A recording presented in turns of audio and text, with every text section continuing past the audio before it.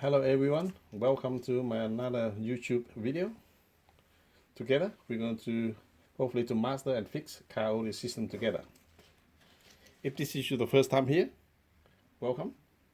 Consider subscribe and like the video. Now today I'm going to try to show you how to get rid of this security code error on the screen, to bypass the security code. This is not just an overriding, how I show you on the other video. It's just how overriding, just for a few minutes and things like that. For example, if you're going to override it, this is how you do it. You override the unit just for a few minutes, and then the unit will works. But this time here, we actually doing the programming of the chip itself, which means make the unit permanently working without, if you, for example, you buy from another unit, an old one or anything like that, you don't need to go to Ford dealer to programming. You can do by yourself if you want to. This one is a BF. This one is a BA, which is the same. They program the same way anyway. So I'm going to pull it all unit apart, and I'm going to take out the chips, and I'm going to show you how to go about to getting the program and things like that and so forth. Okay.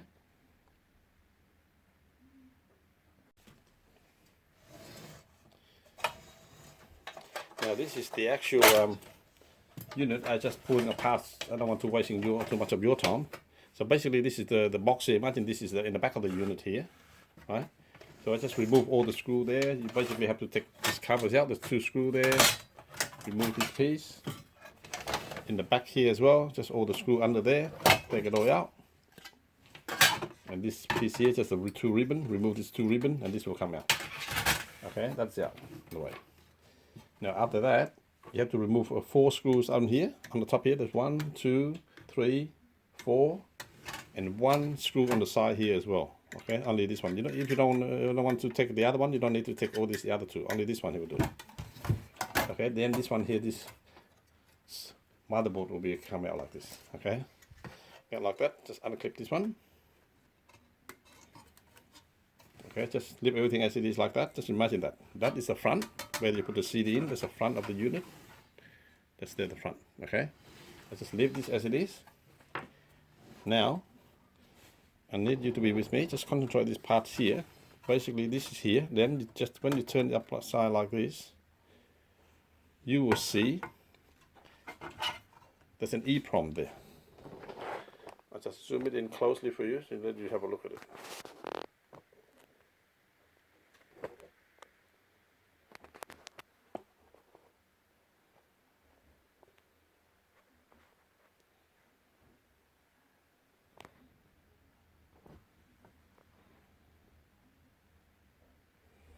Okay, this is the IC here. The location, IC 602. Okay, we have to remove these chips out completely from the circuit board, and also remember while I'm at it, have a look at this corner here. That's a little, you see a little cut on a little bit on the corner here, like a half circle there. That is the marking of the actual pin there around here. This is pin number 1. This one facing this way, and around here on this here is pin number 1. So if I were you, maybe if you got a text that mark number 1 here, so you know this is 1. Counting to go the way they count this EEPROM is just 1, 2, 3, 4, then 5, 6, 7, 8. So just count around there and come back to this way. But all you need to just remember, that's all. Just remember this cutting is along that side, and pin number 1 is here. So when you took it out, you just remember that. That's all. Okay. I found out the easy way to take it out is this way. All you have to do, just put a bit more solders around here. Just put a bit more, like that, on that end, and then you put a little bit more on this end. Right. All you have to do now, you get a pair of tweezer here, you hold on it, just put a bit of solder here, they will lose both ends at the same time, and they will moving on. See how they easy come out now after that. Okay, fill in there, that's fine. All you have to do then afterward, you make sure you clean them up later. You make sure you got this 4 track there, and there's also another 4 track there. Okay, So this is the marking there. If you look closely here, there's a little white paint there. That is basically that's marking that round bit there. Now the chip has been dropped inside here. Okay. So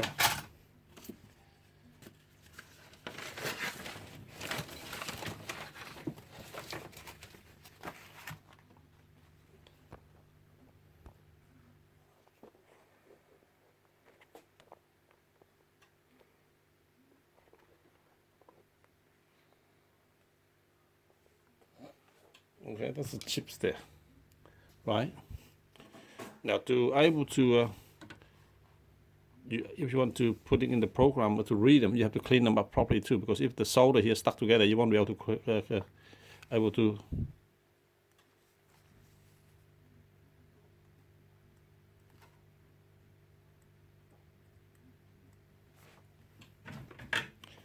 have to make sure you clean them like that.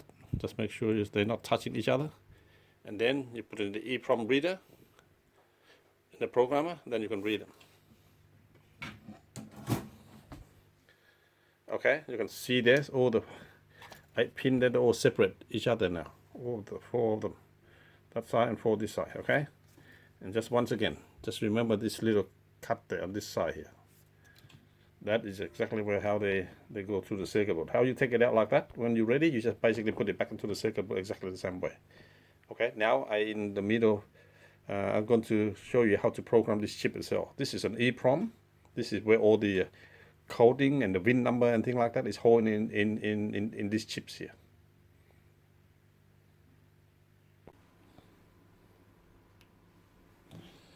Okay, now I'm going to show you. First of all, this is how we're going to go about the program, the EEPROM in here. Okay. Now I just want to show you. This is basically one of my programmer. The brand I bought is from Welland, like that. But I'm going to show you, you don't need to buy this particular brand if you want to. But look, I'm going to show you some of them in eBay, for example. Here, you have a quick look at yourself. See, for example, like something like that. For example, the one I bought is a few $100s, for example, thing like that. It basically, it just got, it can do more chips. That's all. Like the one in here, it's saying can do up to 1,900 chips and things like that. Which is you don't need to buy this sort of, unless you do this for the business or whatever, then you might think for that. But all you need is just to get something like this, something about say even $20, and I can see as low as $12 down here as well, that sort of thing, or something in between, a little bit down the bottom or something like that, if you want something in between. And basically what you require, there's different one out here. See the one out here, for example, this one here, $24, got a bit more stuff in there, for example. But that's the first thing you need, okay? You need one of these first. And this one will do our job, because it's got 24CXX number. XX is just unknown. Basically, this is what we need. We need that to be able to read our EEPROM, because L1 is 24CO2. So that's in there. Now the next thing what you need is this thing here. This is basically the adapters. So you can, because you take the chips out, the programmer do not give you this. You have to buy this yourself. This is where you can put the chips in there. Okay, that's how you load your chips inside this that there, and then this one here is only about what, $4.72, for example. Well, basically, this is, if you look at my one, this is basically, that's what it is. Yeah, with the programmer. And then you get these adapters there, put it like that, okay? And the chip is inside here, okay? Now, when you put the chips in there, the EEPROM in there, look, you have to look at it closely. I show you closely that you see that C02, that's the EEPROM in there, okay? Now, make sure you see that little dot on the corner there. That's that there, right there. That there, that's the 1 right on that corner there. If you count on this side, this is 1 there. Okay, and then when you look at your programmer, they will tell you where you're going to locate the 1. Like my one, it's right on this corner, for example. So you're counting from there. So you make sure you put these adapters in the right way, and this is start counting. That's what you need to know. Just put a 1 on this side. There's 4 pins under these things here. Let's take it out completely, yeah. So basically this is what it look like. Okay, so this pin number 1 here, and that will color right to this to that pin there on the EEPROM. Okay, now I'm going to show you how we're going to program this and how we're going to change the data in there, so we're going to get a clear code when we install back into the unit.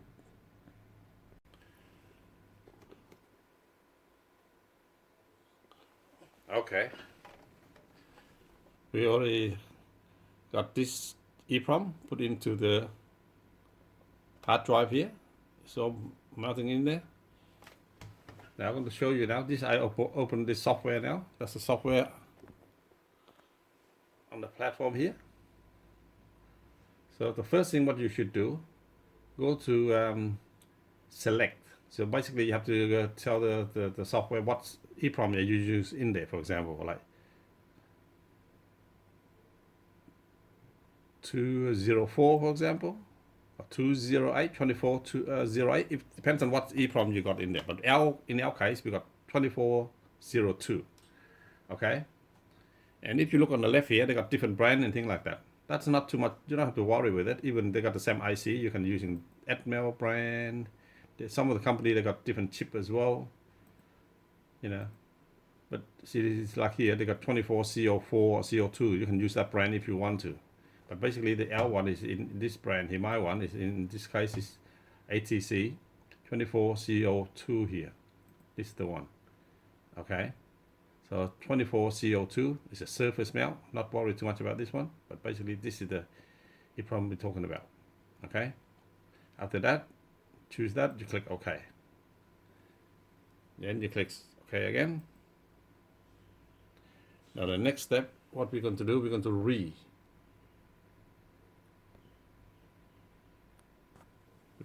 the what's inside this EEPROM. So we go here. We said same thing as read, and we click read. That's what we get. Okay, it's read. It tells us it's read. You know, it takes how long? It takes 0.59 seconds, and read OK, which means it's good. Now, before you do anything to it, if I were you, have a look at it. If you want to have a look, go to edit. This is what you get. Reading from the chip. This is everything. That's what in there. Even though it looks like a big chips, you know, it got a lot of lines in it, but they're using only a few lines up the top there. That's all. Not many. They're using not more than 10 lines in here. Okay, but this EEPROM itself got about 1,000 lines to write the code in. But anyway, that's the thing there. Don't worry too much about that. Cross that out first. What I want you to do though, after you read the chips, please save it first. Make a save. Go here. Go to save buffer. Put a save just in case you done something, it's corrupt or whatever. Then it's better to save it up. Find a location that you like, and just call whatever you want to call. It's just for your testing. Original one. Sorry. Okay, put in the location wherever you want to put them. I just temporarily save it there. 509, yep, let's just call something else.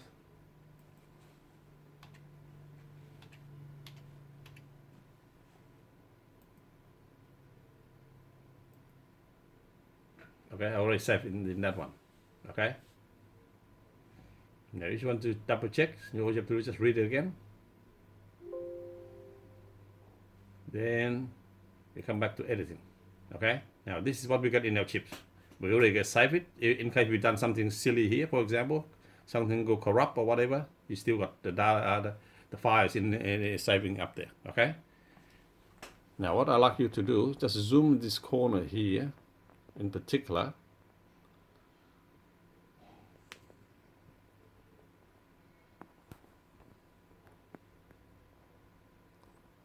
Okay. This is the location we're interested in. That's all. There's 2 letters there, F and F. Okay. You click to the first letter, F here. 2 letters in there. Okay.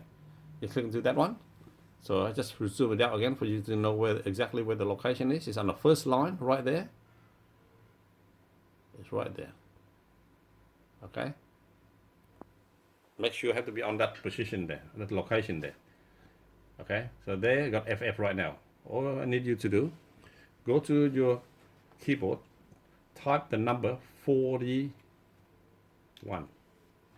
Okay, after you type 41, it will pop up to the next line. Don't worry too much. But when after I type that 41 in, you can see there, hopefully you can see that there's a color change in that. At the same time, there's a letter A appear here. So don't need to do anything. All you have to do is just type these two numbers in, 41. That's all you need to do. Okay, just bear that in mind. I'm going to type that 41 already.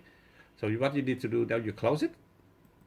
Now, you come back to this icon here, say programming. All you have to do is just click that program. There. Then after that, it's done. After you read for a program that long, and that's ready. It's ready.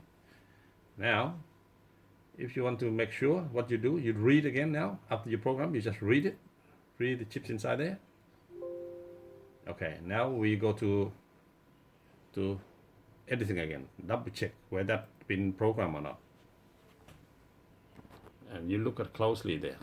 That 41 have been already embedded in there. So the 41, that's already there.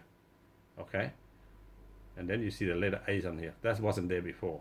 You got FF, we changed it 41, and that appear on the A there. So that's it. You program that. That will give you an override of the code system. Okay. All the other information in the chip, for example, they got the VIN number and things like that, but in there you don't need to worry about it. All you did, as soon as you override that, you power the unit up into the car and everything worked like normal, but it would not ask you, you could not communicate with the BCM about the coding and things like that. So it gives you that advantage. Okay, as far as I go, I think that's it for that one.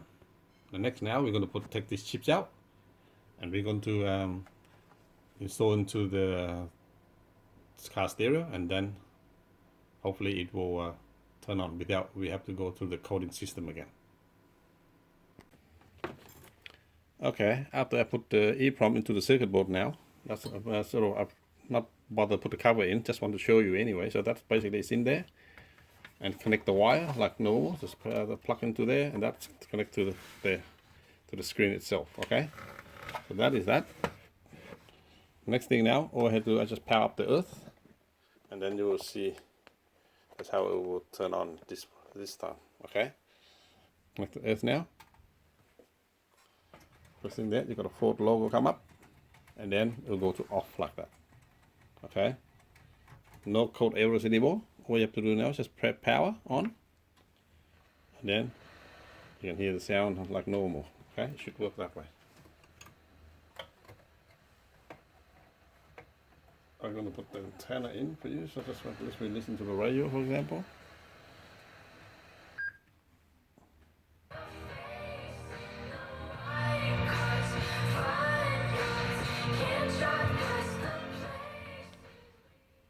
Yep, so that's how you override the Ford FG's unit. BF, the same thing, BA and BF, the same location. If you look at the EEPROM, that's the exact location for them to override.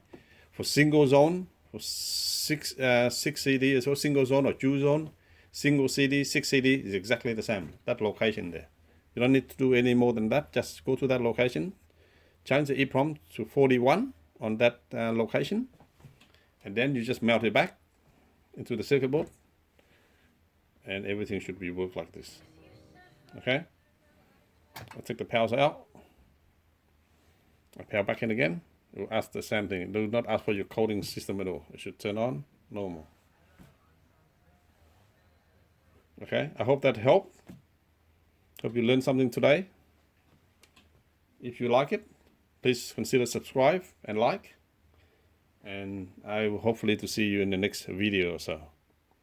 Thank you.